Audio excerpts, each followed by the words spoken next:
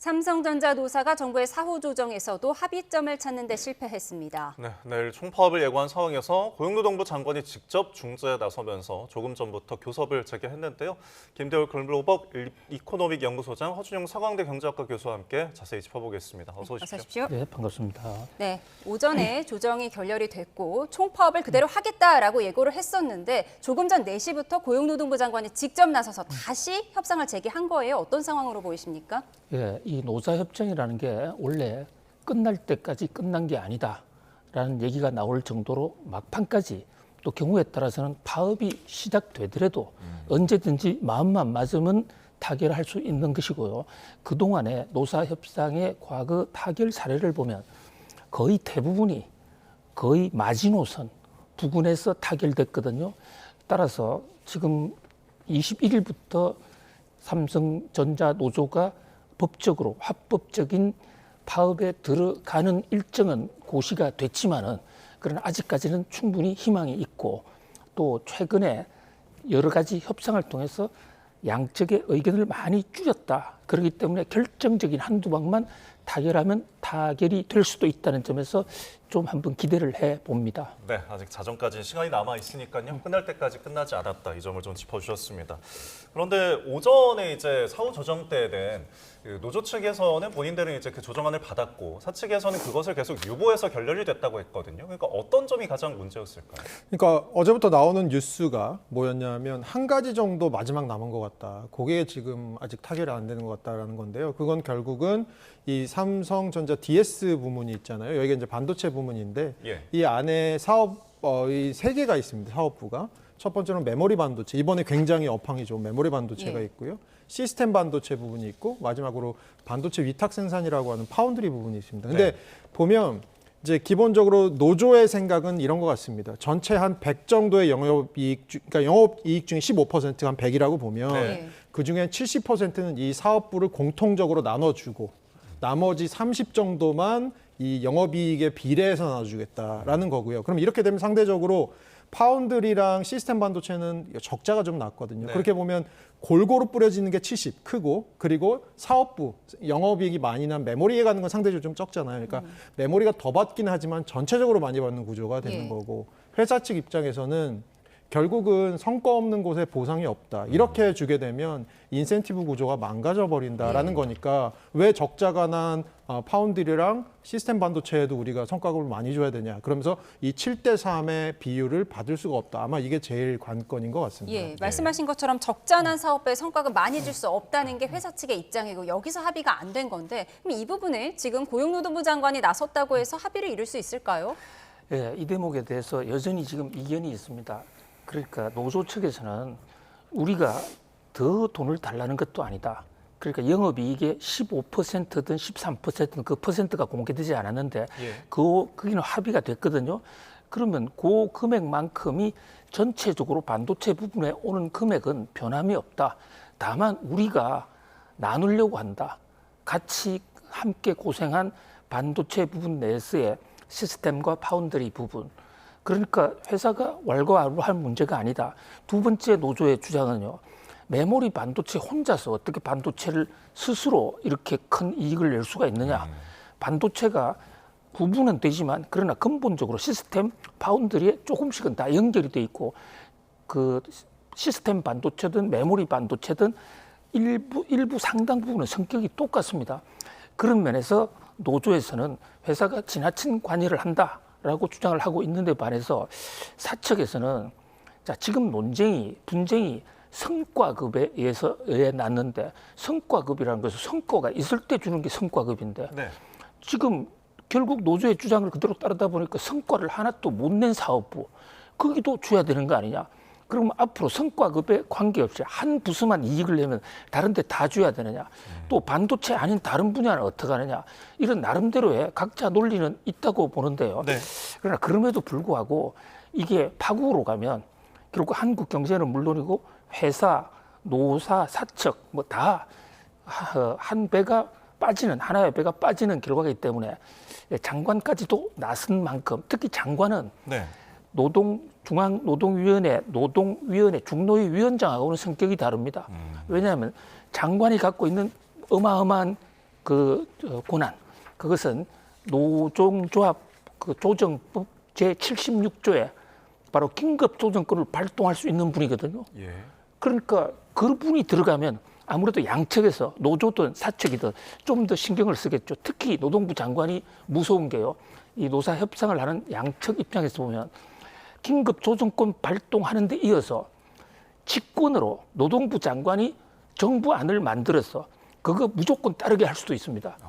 그런 최악의 경우를 가능히 아예 본인의 의사를 낼 수도 있다고 보기 때문에 예. 중노위 위원장의 중재보다는 지금 고용노동부 장관의 중재가 훨씬 더 강력하고 막판까지 한 기대를 해봅니다. 네. 장관이 이렇게 나섰다는 것은 그만큼 지금 이 반도체, 삼성전자가 맡고 있는 사업 부분 자체가 국가 핵심 어떤 리스크 관리 차원으로도 보이는데 그래서 계속 긴급 조정권에 대한 이야기가 이렇게 나오는 것 같습니다. 근데 이게 지금 정부 측에서는 그 부분에 대해서는 좀 성급하다는 입장인 것 같아요. 네, 맞습니다. 이게 권한 자체가 엄청나게 막중한 거, 그리고 굉장히 예. 묵중한 그런 육중한 권한이기 때문에 이걸 함부로 사실 쓰기에는 조금 부담이 있는 것 같습니다. 우리 대한민국 역사에 있어서도 긴급 조정권이 4번밖에 안 쓰였고요. 사실상 1969년에 쓰였던 거 한 번을 빼면 대부분 다 20년 전, 30년 전에 쓰였던 네. 거거든요. 이건 기본적으로 국가가 나서서 파업을 법적으로 멈추는 권한이고요. 이거 해서 15일 동안, 30일 동안 파업을 멈춰야 되는데 15일 동안 이제 중앙노동위원회가 조정에 들어가서 만약에 조정이 성립이 되면 타결이 되는 거고 조정이 불성립되면 나머지 15일 동안 이 중앙노동위원회가 마지막으로 중재가 되고 그리고 나서 마지막에 네. 결국은 어떤 결과가 나오든 단체 협약에 대한 결과에 대해서는 받아들일 수밖에 없는. 그러니까 마지막은 법적으로 그냥 강제를 해버리는 겁니다. 그렇게 봤을 때 이 긴급조정권이라는 것이 사실은 어떻게 보면 노동권, 파업에 대한 권리 같은 것들을 약간 침해하는 부분이 있을 수 있기 때문에 이 부분에 대해서는 정부가 좀 조심스럽게 사용하지 않을까 보고 있습니다. 예, 긴급 조정권이라는 게 권한이 워낙 막중하기 때문에 정부가 이 카드를 내밀기도 상당히 부담스러운 부분을 지적을 하셨어요. 예, 또 하나 문제가 있습니다. 정부가 긴급조정권 발동하기 어려운 게 바로 국제 관계인데요. 우리가 이제 건국 이후에 4번을 발동했는데 역대 정부별로 발동 정권을 보면 박정희 대통령 정부 때 이 법 만들어 가지고 대한조선공사 한번 발동했고 그때 한번 제대로 발동된 거고 네. 나머지는 뭐 허지부지 됐지만 김영삼 정부 한 번 또 노무현 정부가 2번이에요. 그런데 그때마다 국제적인 비난이 엄청났습니다. 우선 허준영 교수님 잘 지적하신 대로 이거 좀 과잉 권한 남용 아니냐라는 그런 국내적인 논쟁도 있지만 국제사회에 ILO라는 국제노동기구가 있습니다. 우리도 물론 회원국이고요. 2021년에 당시 문재인 정부하에서 우리가 ILO의 핵심 협약을 가입을 하고 비준을 했습니다. 거기에 중요한 조항이 있는데요. 긴급 조정권을 발동하려면 그 요건을 매우 엄격하게 하라. 그래서 몇 가지 사례가 있는데 예를 들면 사람이 죽어간다든지 생명이 위태하다든지 이럴 때만 긴급 조정권을 발동하지 국가 경제가 위험하다든지 이럴 때는 발동할 수 없다. 네. 이런 협약을 우리가 가입을 하고 국회 비준을 했는데 우리나라 헌법에 국회 비준한 법은 국내법과 동일한 효력을 가진다. 거기다가 신법과 구법이 충돌할 때는 신법 우선주의거든요. 그렇다면 2021년에 우리가 비준한 그 긴급 조정권의 발동 요건은 사람 목숨만 문제가 됐을 때 발동할 수 있다는 그 조항이 사실상 법 해석에서는 우선이 되니까 1963년에 만들어져 있는 이 법, 노동조합법 76조에 있는 법 자체가 좀 위헌이다. 이런 얘기도 나오고 있고 국내적으로 논쟁이 되겠죠. 거기다 국제사회에서는 예. 야, 한국 도대체 왜 헌법에 보장된 전 세계가 다 하고 있는 노동 3권을 정부가 개입하느냐 이런 오해, 이런 논쟁에 휘말릴 수 있기 때문에 예. 가능하면 서로가 합의해서 대승적으로 타결을 하는 것이 바람직하다 이렇게 봅니다. 네, 합의하는 것이 가장 어쨌든 바람직할 텐데요. 이렇게 노사협상이 결렬된 뒤에 이재명 대통령의 국무회의에서 적정선이 좀 노조의 단체 행동에 있었으면 좋겠다라고 발언을 했습니다. 듣고 오시죠. 일부 노동조합이 단결권, 단체 행동권을 통해서 단체 교섭을 하고 자신들의 이익을 관철하기 위해서 노력하는 건 좋은데 그것도 적정한 선이 있지 않나 싶어요. 영업이익을 일정 비율을 제도적으로 나눠 갖는다? 그건 투자자도 할 수 없는 일이죠. 투자자도 세금을 떼고 당기 순이익에서 배당을 받지 않습니까? 어쨌든 저로서는 약간 이해가 되지 않아요. 결국 이 모든 조정의 최종 책임은 정부에 있는 거죠. 그러나 그 선을 넘을 때에 대해서는 사회 전체 공동체를 위해서, 모두를 위해서 주어진 책임을 다해야 된다. 그게 정부의 큰 역할이 아닌가 그런 생각이 듭니다. 네, 사회 전체 공동체에 대한 어떤 책임 이런 것들을 좀 강조했는데 영업이익에 대한 부분도 좀 돋보였습니다. 그러니까 내용적인 부분까지 이렇게 다 언급하는 거 보면은 상당한 좀 강한 메시지인 것 같아요. 네, 그러니까 영업이익이라는 게 사실 어떻게 보면 이제 SK 하이닉스에서 영업이익에다가 몇 %를 주기 시작했잖아요. 10%를요. 그렇게 봤을 때 원래 삼성에서 이번에 삼성전자가 갖고 있던 원래 기준이 있습니다. 그것은 영업이익에서 자본 비용이라고 하는 것을 차감하고 나서 거기서 이제 지급을 몇 %를 지급한다 이런 거였고 상한도 있었는데 예. 이번에는 그 상한도 본인의 본봉에서 몇 % 상한도 없앴고 그리고 영업이익에서 뭔가를 뺀 자본 비용을 뺀 것이 아니고 그냥 영업이익 자체의 15% 아니면 뭐 12% 지금 이 얘기가 왔다 갔다 하고 있는 상황이고 이렇게 봤을 때는 사실은 삼성이 부담스러운 점은 저는 회사 측도 약간 부담스러울 것 같은 게 SK 하이닉스가 하는 거랑 삼성전자가 하는 거 좀 다를 것 같아요. 삼성전자가 하면 그게 차후에 레퍼런스 포인트가 될 것 같은 예. 거죠. 그러면 다른 회사들에서 이런 비슷한 일들이 있을 때 영업이익이 좋을 때 몇 %를 달라고 하면서 이거 할 수 없는데라고 회사 측에서 얘기하면 삼성전자도 했어라는 얘기가 아마 될 수 있을 것 같거든요. 예. 그런 측면에서는 삼성도 여기 굉장히 조심스러운 부분이 있지 않나 싶습니다. 예, 지금 노동부 장관이 직접 나서서 극적 타결 소식이 들리면 좋겠지만 그렇지 않다면 내일부터 파업에 들어가는 거잖아요. 이 같은 상황 때문에 삼성전자 주가 오늘 떨어졌고 지금 오히려 외국 기업들이 또 반사이익을 얻는다 이런 분석도 있더라고요. 예, 삼성전자 주가 떨어지다가요.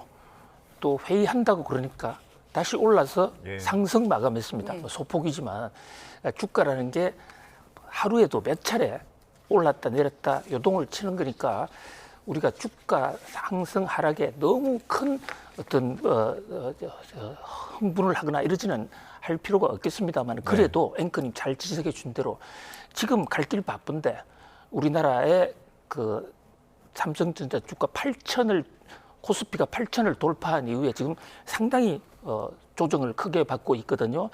거기다가 지금 또 우리나라의 그 삼성전자의 기회, 삼성전자가 이 반도체 호황이 온 게 메모리 반도체 호황이 온 게 10개월 정도밖에 안 됩니다. 예. 그 전에는 거의 적자였고 엄청나게 어려웠는데 네. 이 좋은 기회에 우리가 물 들어올 때 노줘야 되는데 이 기회를 놓치는 게 아니냐 그런 안타까움.